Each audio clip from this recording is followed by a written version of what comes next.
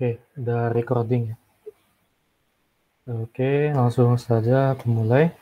Selamat malam Bapak Duku dari Duku Candi dan juga Duku Mertokulon beserta juga perwakilan Bapak Ibu dari Duku Candi dan juga Mertokulon. Agendanya itu malam ini itu subunit saya, subunit C, ingin mempresentasikan tentang program kerja dari kami selama KKN secara online di kedua duku Bapak dan Ibu ini.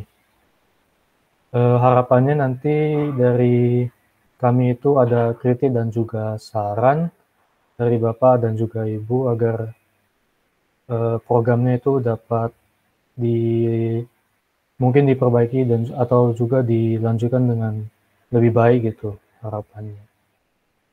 Oke, langsung saja saya mulai.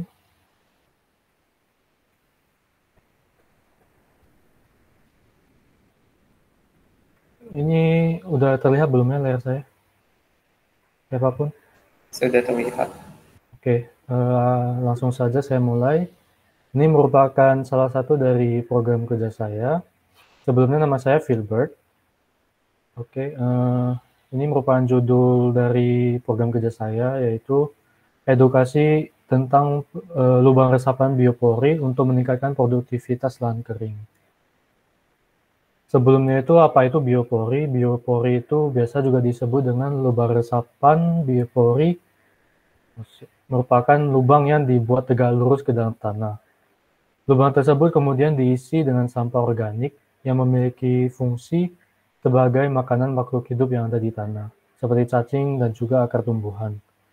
Manfaat dari biopori itu adalah sebagai berikut. Yang pertama itu menimbulkan tanah, yang kedua itu meningkatkan jumlah air dalam tanah. Yang pertama itu kenapa bisa menimbulkan tanah?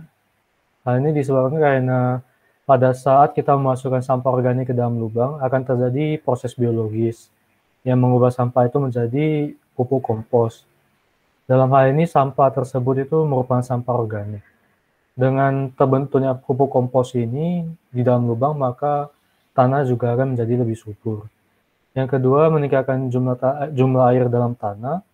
Itu disebabkan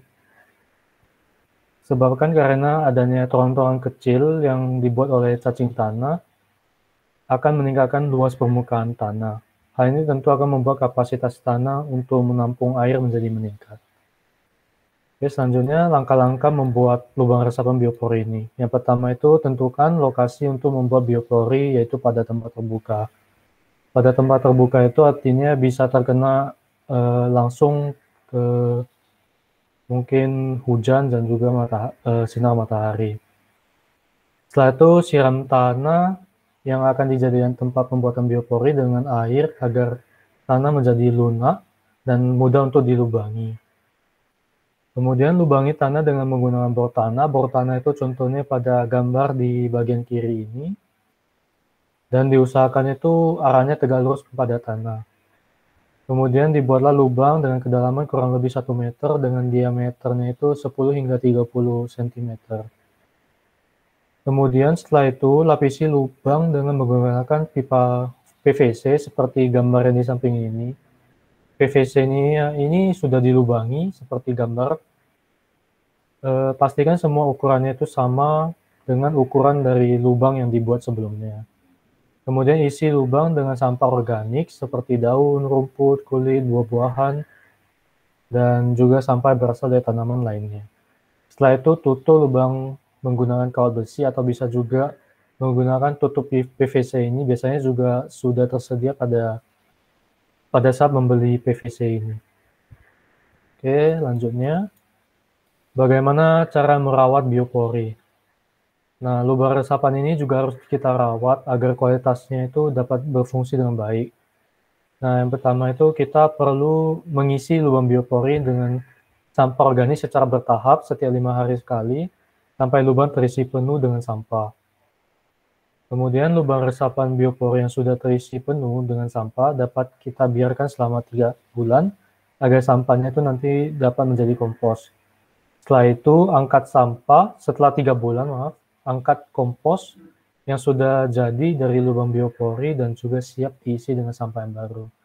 Jadi dari program ini yang selain menyuburkan tanah dan juga meningkatkan jumlah air dalam tanah, program ini juga dapat menghasilkan pupuk kompos yang bisa digunakan secara pribadi atau juga bisa juga dijual. Sekian dari program saya, terima kasih.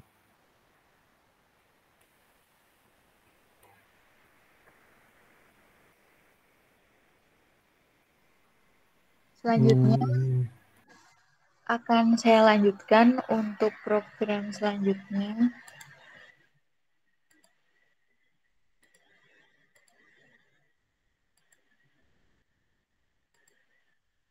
Apakah PPT-nya sudah terlihat? Sudah. Jadi di sini program saya yaitu pembuatan pupuk PGPR cair dari akar bambu. Sebelumnya, Assalamualaikum warahmatullahi wabarakatuh kepada Bapak Ibu warga Duku dan teman-teman sekalian. Nah, sebelumnya apa itu PGPR? Nah, PGPR sendiri itu merupakan Plant Growth Promoting Rhizobacteria atau kelompok bakteri yang bisa menguntungkan bagi pertumbuhan tanaman karena dia itu bisa memacu hormon-hormon untuk meningkatkan hasil tanaman. Dan PGPR ini bisa menyediakan penyerapan unsur hara yang lebih optimal. Dan selain itu juga bisa menghambat aktivitas dari patogen atau penyakit. Dan biasanya PGPR ini bisa diambil dari sumber-sumber seperti akar tanaman, seperti akar bambu. Nah, berikut ini merupakan contoh PGPR dari akar bambu. Nah, kenapa kok PGPR itu dibuat pupuk cair? Karena pupuk cair sendiri itu memiliki manfaat yang lebih karena mudah terurai sehingga manfaatnya lebih cepat untuk tanaman itu sendiri. Nah, pembuatan pupuk PGPR cair ini tata caranya yaitu pertama dengan membuat biang PGPR, yaitu mengambil bambu kering, kemudian setelah itu dibersihkan, dikibas-kibaskan, setelah itu kemudian direndam dengan air matang. Nah, setelah itu bisa dimasukkan ke wadah dan juga didiamkan selama 1 hari. Nah, selanjutnya membuat mediumnya. Nah, mediumnya ini dapat dibuat dengan bahan-bahan seperti terasi, molase, gula jawa atau gula Jawa, kemudian dedak, kapur sirih. Nah, setelah itu semuanya dicampur dan dimasak hingga mendidih bersama dengan air kurang lebih 4-5 liter. Setelah mendidih kemudian bisa diangkat dan juga didiamkan selama 1 hari. Nah, nanti hasil dari media dan juga biang PGPR bisa disaring. Kemudian dicampurkan dan difermentasi selama kurang lebih 2 minggu. Nah, berikut ini merupakan gambar dari biang PGPR, dari akar bambu, pembuatan medium, pencampuran PGPR, dan juga proses fermentasi. Nah, hasil dari program kerja saya selain cara pembuatan yang saya upload di link YouTube juga terdapat poster. Nah, begitu yang dapat saya sampaikan, kurang lebihnya saya mohon maaf, dan saya harapkan kritik dan saran dari warga masyarakat. Terima kasih. Wassalamualaikum warahmatullahi wabarakatuh.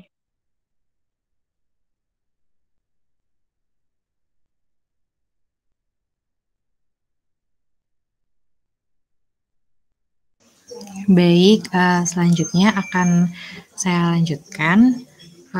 Sebelumnya, Assalamualaikum warahmatullahi wabarakatuh kepada Bapak-Bapak sekalian di Dukuh Candi maupun Merteluk Kulon. Perkenalkan, nama saya Deriski Amalia.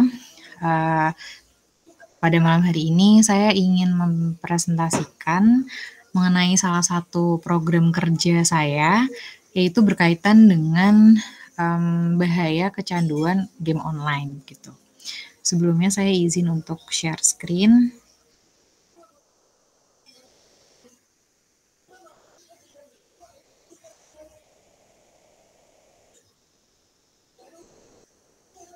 Apakah sudah terlihat? Sudah. Ya, baik. Jadi program kerja saya adalah mengenai bahaya kecanduan game online. Nah, sebenarnya latar belakang mengapa saya memilih tema mengenai bahaya kecanduan game online ini adalah karena pada saat melakukan observasi di minggu pertama, saya juga telah menanyakan secara langsung kepada Bapak Duku maupun perwakilannya mengenai keadaan di Duku Candi dan juga Merterlukulon sendiri, yaitu di mana banyak anak-anak dan juga usia remaja begitu ya, yang sudah mengenal internet dan juga sudah gemar gitu bermain game online gitu. Karena itu saya membuat program kerja ini harapannya supaya hal ini dapat teredukasi begitu dengan baik gitu. Nah, yang pertama mengenai dampak kecanduan game online gitu. Sebenarnya bermain game online sendiri tidak ada masalahnya, tidak ada salahnya begitu. Tapi apabila sudah sampai tahapan kecanduan, hal itu dapat menyebabkan dampak yang lebih banyak negatifnya begitu daripada dampak positifnya. Karena itu satu-satu akan saya jelaskan. Yang pertama adalah dari aspek kesehatan, di mana kecanduan game online ini dapat mengakibatkan kesehatan remaja menurun gitu. Remaja yang kecanduan game online memiliki daya tahan tubuh yang lemah begitu akibat kurangnya aktivitas fisik, kurang waktu tidur dan juga sering terlambat makan. Hal itu disebabkan karena seperti yang kita tahu juga bahwa bermain game online itu terkadang menyita waktu yang cukup banyak dan juga menyebabkan gitu ya aktivitas fisik otomatis akan berkurang gitu, sehingga hal itu dapat menyebabkan daya tahan tubuh menurun maupun juga dengan kurang waktu tidur dan juga sering terlambat makan. Aspek yang kedua adalah aspek psikologis, di mana ini menurut penelitian begitu ya, bahwa banyaknya adegan game online yang memperlihatkan tindakan kriminal dan juga kekerasan begitu, seperti perkelahian, perusakan, dan juga pembunuhan yang secara tidak langsung hal tersebut itu telah mempengaruhi alam bawah sadar pengguna game online, atau dalam hal ini adalah anak-anak maupun remaja, bahwa kehidupan nyata ini adalah layaknya sama seperti di dalam game online tersebut. Dan hal ini adalah hal yang dikhawatirkan begitu ya terjadi begitu. Dan ciri-ciri remaja yang mengalami gangguan mental begitu ya akibat pengaruh game online ini bisa terlihat dari mudah marah, emosional, maupun juga mudahnya mengucapkan kata-kata kotor begitu. Kemudian yang ketiga adalah aspek akademik. Menurut penelitian juga gitu ya, bahwa kecanduan game online ini dapat membuat performa akademik penggunanya itu menurun.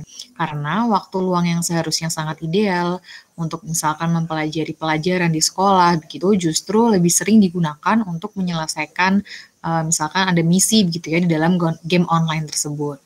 Dan juga menurut penelitian daya konsentrasi remaja pada umumnya itu dapat terganggu gitu, sehingga kemampuan dalam menyerap pelajarannya yang disampaikan juga tidak akan maksimal gitu. Kemudian aspek sosial, di mana remaja yang terbiasa hidup di dunia maya itu umumnya kesulitan ketika harus bersosialisasi di dunia nyata, seperti sikap antisosial, tidak memiliki keinginan untuk berbaur dengan masyarakat, keluarga, dan juga bahkan teman-temannya sendiri. Itu adalah ciri-ciri yang ditunjukkan remaja yang kecanduan game online. Kemudian yang terakhir ada aspek keuangan, di mana bermain game online itu memang terkadang membutuhkan biaya yang ya untuk membeli voucher dan lain sebagainya begitu. Dan yang dikhawatirkan adalah remaja yang belum memiliki penghasilan sendiri itu dapat melakukan berbagai cara begitu ya, seperti kebohongan kepada orang tuanya dan juga sampai pencurian begitu ya, agar dapat memainkan game online. Dan hal ini juga sesuai dengan penelitian yang dilakukan oleh Chen dan teman-temannya begitu, yang menemukan bahwa mayoritas kejahatan game online itu adalah pencurian dan penipuan gitu. Dalam penelitian ini ia menemukan bahwa usia pelaku kejahatan akibat game online itu adalah remaja usia sekolah. Lalu bagaimana apa yang dapat kita lakukan untuk dapat mencegah perilaku kecanduan game online tersebut begitu. Yang pertama adalah attention switching atau pengalihan perhatian begitu ya. Jadi ini dilakukan untuk mengalihkan perhatian pemain atau pengguna game online gitu atau anak-anak dan remaja dari keterlibatan yang berlebihan terhadap game online. Seperti misalkan di sekolah terdapat kegiatan ekstrakurikuler seperti olahraga, ini dapat membuat remaja atau anak-anak itu tidak terlalu fokus pada game online dan dia dapat mengurangi tingkat bermain serta pada akhirnya mengurangi tingkat kecanduan game online tersebut. Untuk itu penting sekali untuk orang-orang yang berada di sekitar remaja seperti orang tuanya, keluarganya, dan lain sebagainya itu memahami potensi bakat maupun minat dalam upaya untuk mengalihkan perhatian gitu dalam mencegah kecanduan game online. Kemudian yang kedua adalah dissuasion atau ini bahasa Indonesianya dapat diartikan sebagai perilaku untuk membujuk gitu, dilakukan untuk mencegah bermain game online gitu dengan cara memberikan nasihat, argumen dan juga dalam bentuk paksaan apabila sudah sampai pada tahapan yang sangat parah begitu ya. Nah, ini merupakan sebuah praktik yang umum dilakukan oleh orang-orang yang seperti guru, orang tua, dan teman begitu yang di luar dari ya bisa dikatakan eksternal begitu ya untuk mencegah perilaku yang tidak diinginkan atau kecanduan game online tersebut. Dan yang terakhir adalah peran pengawasan orang tua. Ini adalah upaya yang dilakukan orang tua dalam memperhatikan anaknya sebenarnya. Orang tua harus berhati-hati dan penuh pertimbangan dalam memberikan akses terhadap berbagai produk teknologi. Para orang tua harus lebih mengawasi anak-anaknya dalam bermain game online karena bisa berpotensi membuat anak-anak itu menjadi kecanduan bermain game online. Pemantauan orang tua itu dapat dilakukan dengan menjalin komunikasi yang baik dengan anak, menempatkan berbagai produk teknologi di tempat yang mudah diamati, mengetahui keberadaan anak, menunjukkan perhatian terhadap kegiatan sekolah anak, dan lain sebagainya. Dan hal tersebut dapat mengurangi waktu anak dalam bermain game online dan mencegah tingkat kecanduan game online yang lebih parah. Begitu. Baik, saya rasa cukup penyampaian materi dari saya. Ini adalah rujukan saya dalam menulis materi yang tadi saya sampaikan dari Buletin Psikologi UGM juga. Gitu. Baik, terima kasih perhatiannya Bapak-Bapak dan warga yang telah mendengarkan. Semoga materi yang saya sampaikan dapat bermanfaat untuk Bapak-Bapak dan warga sekalian. Terima kasih. Assalamualaikum warahmatullahi wabarakatuh.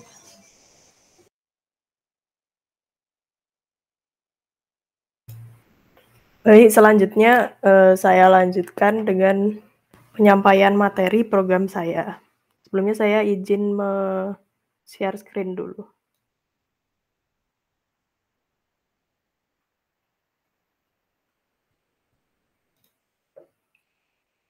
Apakah sudah terlihat? Sudah. Oke, sebelumnya Assalamualaikum warahmatullahi wabarakatuh. Selamat malam Bapak-Bapak dari Dukuh Pertelu Kulon dan Dukuh Candi dan Bapak Ibu perwakilannya. Perkenalkan, nama saya Elizabeth Tadarahana dan saya akan mempresentasikan program KKN saya tentang pembuatan silase dari limbah pertanian jerami. Sebelumnya saya akan menjelaskan apa itu silase. Nah, silase itu sendiri adalah pakan yang telah diawetkan yang diproses dari bahan baku yang berupa tanaman hijauan atau jerami dengan jumlah kadar atau kandungan air pada tingkat tertentu. Kemudian dimasukkan ke dalam sebuah tempat yang tertutup rapat dan kedap udara yang biasa disebut dengan silo. Proses fermentasi itu terjadi selama kurang lebih 3 minggu. Nah, di dalam silo tersebut akan terjadi beberapa proses anaerob di mana bakteri asam laktat akan mengkonsumsi zat gula yang terdapat pada bahan baku sehingga terjadi proses fermentasi. Nah, silase yang terbentuk karena proses fermentasi ini akan disimpan untuk jangka waktu yang lama tanpa banyak mengurangi kandungan nutrisi dari bahan bakunya. Limbah tanaman pangan seperti contohnya jerami padi yang akan dimanfaatkan sebagai pakan ternak harus segera mungkin disimpan dan diawetkan guna untuk menghindari kehilangan nilai nutrisi. Salah satu manfaat pembuatan silase itu yang pertama sebagai persediaan makanan ternak pada musim kemarau. Terus yang kedua itu dapat menampung kelebihan hijauan makanan ternak pada musim hujan dan memanfaatkan limbah secara optimal. Terus yang ketiga itu memanfaatkan limbah pertanian dan perkebunan. Dan yang keempat, biaya produksinya relatif murah jika dibandingkan dengan pembelian pakan. Selanjutnya alat yang digunakan untuk membuat silase ini ada timbangan untuk menimbang bahan, lalu ember, terus ada drum plastik, biasanya itu yang 120 liter, itu bisa ditemukan dijual dengan nilai 150.000 sampai 200.000 per drum. Lalu ada, kalau ingin yang lebih murah, alternatifnya bisa menggunakan kantong plastik. Itu kantong plastiknya dengan tebal 50 mikron dengan ukuran 60 x 100 cm. Itu bisa muat 30 sampai 40 kg jerami. Dengan harga satuannya per plastik sekitar 4.000. Lalu yang keempat ada alas plastik untuk meletakkan jeraminya saat dicampur. Kemudian selanjutnya bahannya itu yang pertama jerami 30 kg, lalu ada bekatul 3 kg, itu 10% dari 30 kg jerami. Lalu yang ketiga ada molasses, yaitu tetes tebu, sekitar 500 ml, itu bisa ditemukan di toko pertanian. 1 liter biasanya sekitar 20 ribuan. Lalu ada EM4, itu untuk bakteri atau mikroorganisme starternya, 20 ml atau 2 tutup botol. Itu biasanya juga dapat dijual di toko pertanian, wadahnya yang kuning, sekitar 20.000 juga. Lalu ada juga butuh air secukupnya. Langkah yang pertama, timbang semua bahan yang diperlukan. Lalu jerami yang sudah dipotong-potong kecil disebarkan di atas plastik di lantai yang bersih. Lalu yang ketiga, campurkan EM4 dan molasses, kemudian percikan pada jerami secara merata. Lalu yang keempat, taburkan bekatul pada jerami secara merata. Langkah yang kelima yaitu tambahkan air jika tingkat kebasahan campuran kurang dan belum merata. Yang keenam, campurkan semua bahan secara merata dengan membolak-balikkan jerami. Lalu yang ketujuh, masukkan hasil campuran ke dalam drum atau silo atau plastik sedikit demi sedikit sambil dipadatkan agar udara yang di dalam drum dapat dikurangi atau dihilangkan sama sekali. Selanjutnya, setelah semua bahan campuran dimasukkan, maka silo ditutup serapat mungkin agar tidak ada udara yang masuk dan proses secara anaerob berjalan dengan baik. Lalu tunggu proses fermentasi selama 3 minggu dan tidak dibuka sama sekali selama 3 minggu itu. Yang terakhir, setelah 3 minggu, silase yang akan diberikan diangin-anginkan terlebih dahulu sebelum diberikan kepada ternak untuk menghilangkan bau asamnya. Selanjutnya, ciri-ciri silase yang sudah jadi itu jika dicium, silase yang baik baunya akan asam dan ada bau wangi. Lalu teksturnya lembut dan tidak tercium bau busuk. Lalu tidak ditumbuhi jamur juga. Sekian dari saya. Berikut adalah sumber yang saya gunakan untuk menyusun buklet ini. Mungkin jika ada kritik atau saran atau pertanyaan dapat ditanyakan langsung di grup WhatsApp atau bisa langsung memberikan pesan pada saya. Sekian dan terima kasih. Wassalamualaikum warahmatullahi wabarakatuh. Baik, selanjutnya akan saya sampaikan output program saya di Tumpang Sari. Sebelumnya perkenalkan, nama saya Vincent Timotius. Assalamualaikum warahmatullahi wabarakatuh. Selamat malam, Bapak-Bapak Duku, serta Bapak Ibu perwakilan warga Duku Candi dan rekan sekalian. Sebelumnya izin share screen lebih dahulu, nggih.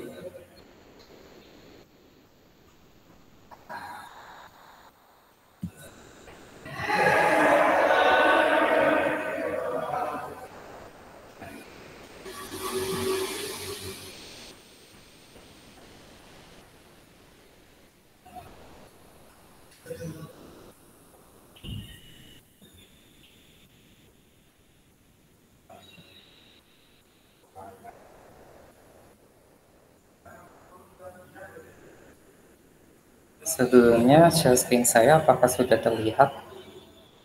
Sudah. Baiklah, akan saya mulai. Baiklah, saya akan mempresentasikan program Tumpang Sari saya sebagai solusi yang saya pertimbangkan secara biotik untuk memperbaiki kualitas tanah tada hujan khususnya di Duku Meterukulon dan Duku Candi, untuk mengkonservasi air secara maksimal serta meningkatkan efisiensi pertanian yang ada. Baiklah, sebelumnya saya jelaskan terlebih dahulu apa itu tumpang sari. Tumpang sari adalah bentuk pertanaman dua jenis atau lebih tanaman pada satu lahan tanam di waktu agak bersamaan yang dilakukan pada dua jenis tanaman yang sama seperti jagung dan kacang tanah. Selain ada tumpang sari, ada juga tumpang gilir, di mana penanaman dilakukan segera secara panenan tanaman pertama. Dapat juga berupa tumpang selah, di mana tumpang sari dilakukan pada pertanaman tunggal tanaman kehutanan atau tanaman perkebunan besar, saat tanaman pokok masih belum produktif atau kecil. Dapat juga berupa mina padi, di mana dilakukan budidaya padi dan ikan air tawar pada lahan sawah. Akan tetapi secara umum, beberapa jenis tumpang sari ini dalam bahasa Inggris digolongkan dalam polyculture atau kultur majemuk, yang dimana melibatkan lebih dari satu jenis tanaman. Keuntungan dari tumpang sari ini yaitu dapat memaksimalkan lahan dibandingkan pola tanam tunggal, dikarenakan hasil panen pada lahan tidak luas, bisa beberapa kali dengan jenis tanaman dan usia panen berbeda, serta menguntungkan petani mendapat hasil jual yang saya menguntungkan atau menggantikan dari tiap jenis tanaman berbeda, meminimalkan resiko kerugian, memperbaiki kondisi tanah, dan tentunya menurunkan laju erosi, meningkatkan efisiensi penggunaan lahan dan pendapatan petani, menjamin kelestarian lahan, stabilitas hasil, serta ketersediaan pakan ternak. Apabila dipadu dengan pupuk dan tumpang sari dengan jenis majemuk, lebih menguntungkan karena lebih murah dan pemakaiannya sekali saja menggantikan pupuk tunggal. Baiklah, untuk rekomendasi bagian yang saya temukan untuk peningkatan hasil tambahan sebelum salah satu tumbuhan di tumpang sari dipanen, dapat dilakukan pola penanaman di antara baris ganda atau double row, di mana petani akan mendapat penghasilan dari panen salah satu tanaman sebelum tanaman lain dapat dipanen, dan karakteristik terdapat perbedaan tajuk antara dua tanaman. Untuk pemilihan tanamannya bisa dengan memiliki masa panen yang berbeda, musim panen yang berbeda, atau jenis tanaman yang berbeda. Misalkan salah satunya perennial atau tahunan, salah satunya musiman atau bienal. Seperti itu. Pada contoh yang saya gunakan, dilakukan pengolahan tanah sedalam 25 cm dengan jarak ganda 80 cm dan 160 cm. Permukaan tanaman diberikan bersama saat ditanam. Jarak tanam 80 x 80, ada jarak antar baris ganda tanaman pertama, dan 160 cm ada jarak di antara dua baris, dan lorong di antara barisan kembar tanaman pertama dibuat 4 baris tanaman kedua yang lebih pendek. Keuntungan dari bagian penanaman ini adalah tanaman bisa lebih banyak mendapatkan cahaya matahari, sehingga hasil pemanenan lebih maksimal, serta jumlah bibit tanaman yang digunakan menjadi lebih sedikit. Berikut contoh referensi bagian yang saya gunakan. Baiklah, saya akan menjelaskan rekomendasi tumpang sari tanaman nanas dan kacang macadamia. Kenapa digunakan nanas dan kacang macadamia? Karena kedua jenis tanaman memiliki kesamaan memerlukan jumlah cahaya yang tinggi dan kondisi tanah dapat dilakukan pada tanah tak ada hujan, asalkan terairi baik, membuat dua jenis tanaman ini cocok ditanam bersamaan saat musim hujan dengan curah air yang melimpah. Dua jenis tanaman memiliki tajuk berbeda, di mana tajuk nanas lebih rendah dibandingkan tanaman kacang macadamia, di mana nanas bersifat musiman berbentuk semak, sedangkan macadamia itu bersifat tahunan berbentuk pohon. Akar nanas dan kacang macadamia memiliki peranan biotik menyimpan ketersediaan air tanah sehingga kualitas tanah menjadi lebih baik ke depannya. Jarak tanam tanaman dan tajuk lebih rendah tidak memberikan pengaruh ke pertumbuhannya sendiri antara nanas dan kacang macadamia, serta ke pertumbuhan tanaman dengan tajuk yang lebih tinggi. Di lahan yang kurang subur, macadamia dapat ditanam dengan jarak yang lebih sempit. Di lereng bukit kemiringan tinggi, kedapatan penanaman dapat lebih tinggi. Varietas kacang yang bertajuk lebar ditanam dengan jarak 10,5 meter atau 200 pohon per hektar. Apabila bertajuk sempit, ditanam dengan jarak 9,4 meter ke 4 meter atau 265 pohon per hektar. Tanaman nanas dapat ditanam di antara dua lokasi penanaman kacang macadamia dan jarak antar tanaman nanas adalah 50 cm.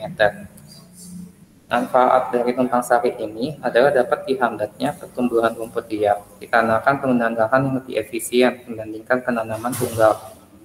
Memperbaiki sifat kimia tanah, menurunkan laju erosi seperti yang tampak pada gambar ini, di mana akar tanaman tentunya akan menjadi penyangga agar tanah tidak mudah rongsok, meningkatkan kualitas dan stabilitas panen untuk pendapatan petani, menjamin ketersediaan pakan ternak, serta kelestarian lahan.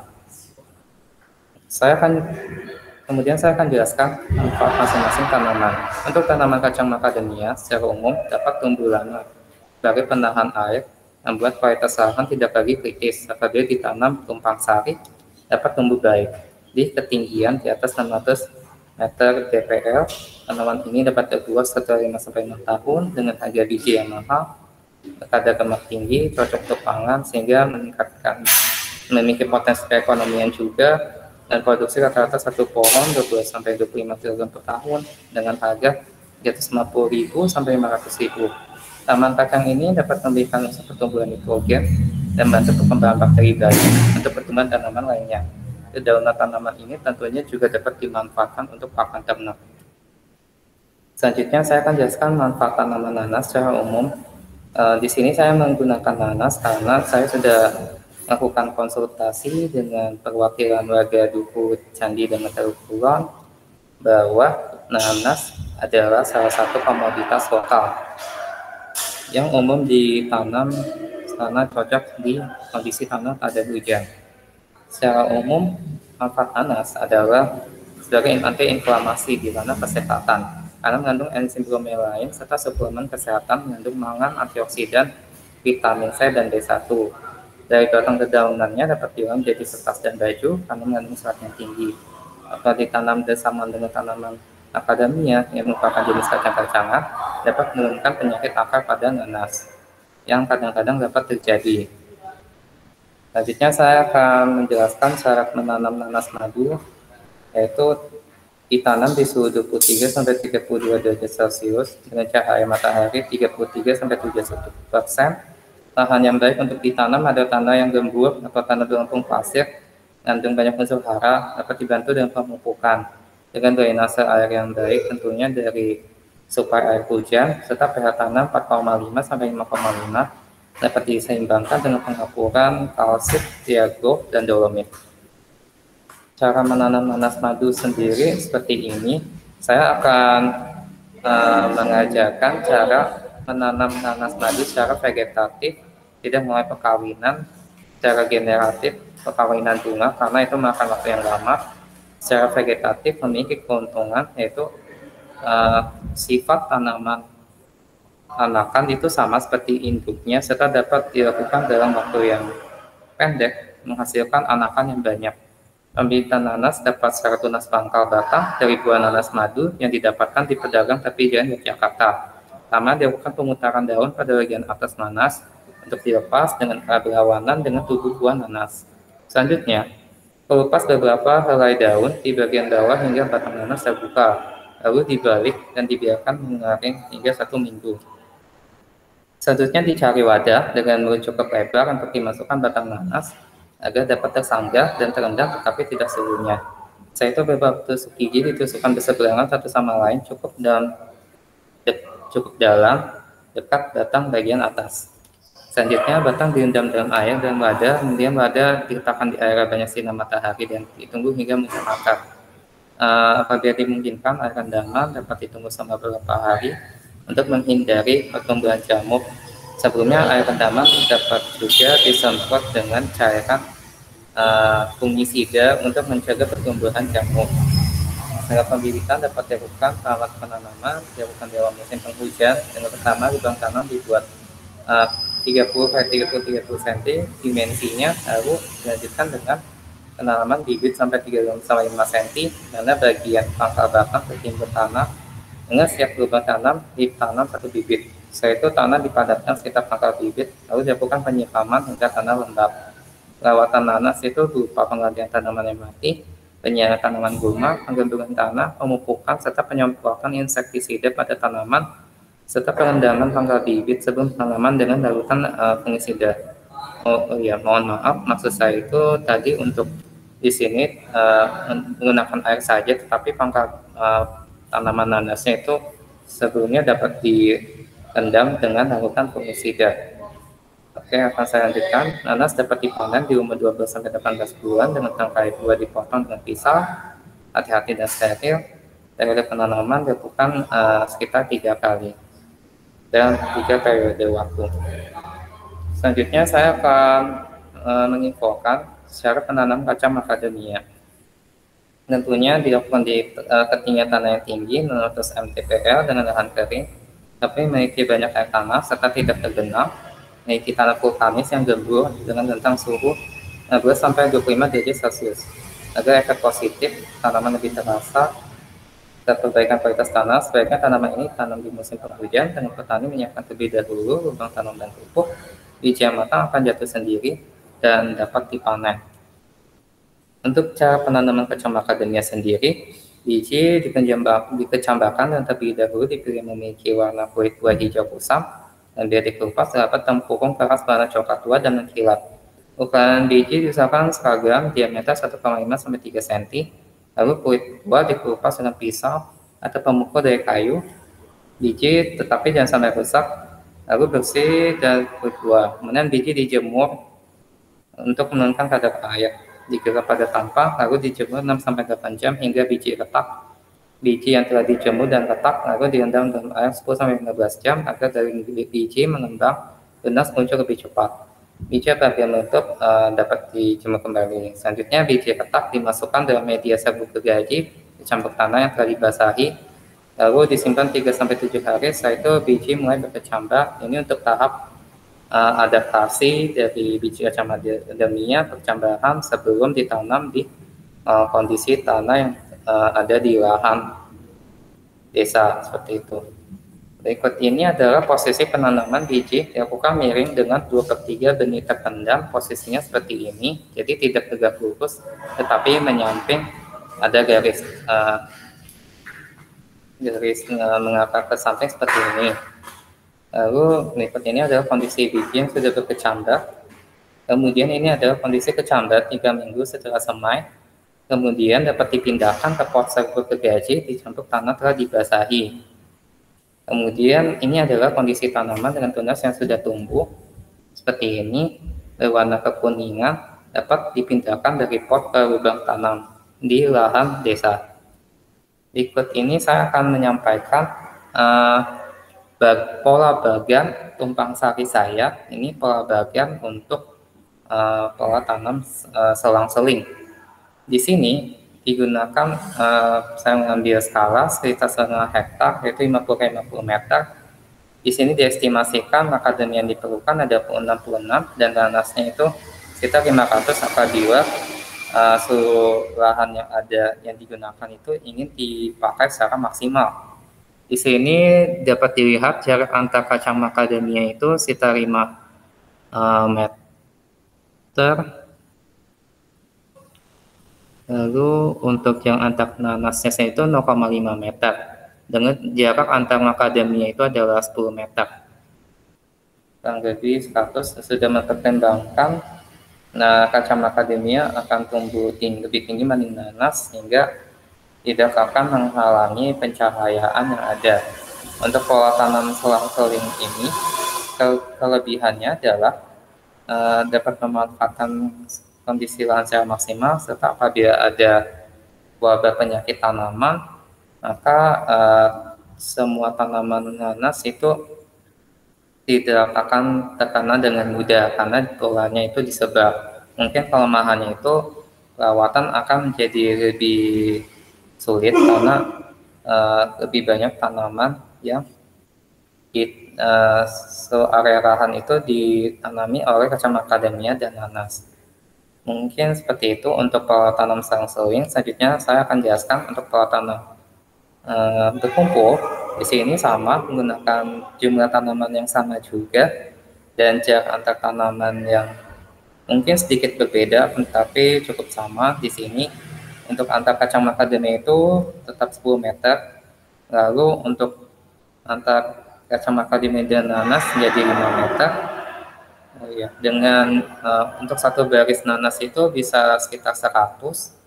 Akan tetapi kalau misalkan tidak sesuai dengan bagian ini juga tidak apa-apa Bapak Ibu sekalian, dapat dibuat fleksibel saja. Untuk antar nanas itu tetap 0,5 meter.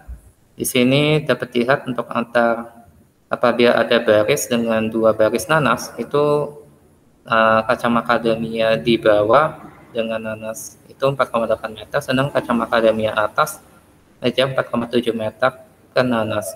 Akan tetapi ini dapat dibuat fleksibel saja, tidak apa-apa. Untuk kelebihan, mungkin penanganannya menjadi lebih mudah karena jarak tanaman nanas itu dibuat berkumpul. Tetapi kelemahannya apabila ada wabah penyakit tanaman seperti pada tanaman nanas itu mungkin lebih cepat untuk menyebarnya. Dan kelemahan di sini itu tidak memanfaatkan seluruh area dengan optimal. Selain itu untuk kacang macadamia dan nanas itu sudah saya pikirkan jarak tanamnya itu agar optimal, tidak istilahnya tidak berdempetan satu sama lain, memiliki jarak tanam optimal serta tidak mengganggu pertumbuhan tanaman satu sama lain yang sudah saya buat di dua pola bagian ini. Untuk di sini skalanya setengah hektar dapat diadaptasi menjadi 1 hektar, terserah Bapak Ibu warga desa sekalian, dapat dijadikan pola bagian yang sudah saya buat dapat dijadikan menjadi referensi. Untuk macadamia itu karena sifat tahunan, maka dapat menjadi jaga kualitas tanah sehingga apabila macadamia sudah ditanam tidak perlu memindahkan macadamia lagi. Mungkin karena nanas bersifat musiman dapat digantikan apabila Bapak Ibu ingin menggantikan tanaman nanas dengan tanaman yang lain juga tidak apa-apa. Berikut ini adalah link video materi teori berupa PPT ini serta materi terapan penjelasan saya lebih lanjut terkait pola bagian sudah saya sampaikan. Sudah terdapat di kanal YouTube unit KKN dari kami. Baiklah, itu saja yang dapat saya sampaikan. Matur nuwun sangat atas perhatian Bapak Ibu sekalian. Saya mohon maaf apabila masih banyak kekurangan dan penyampaian materi. Segala kritik, saran dan pertanyaan sangat diharapkan untuk saya. Terima kasih. Saya tutup. Assalamualaikum warahmatullahi wabarakatuh.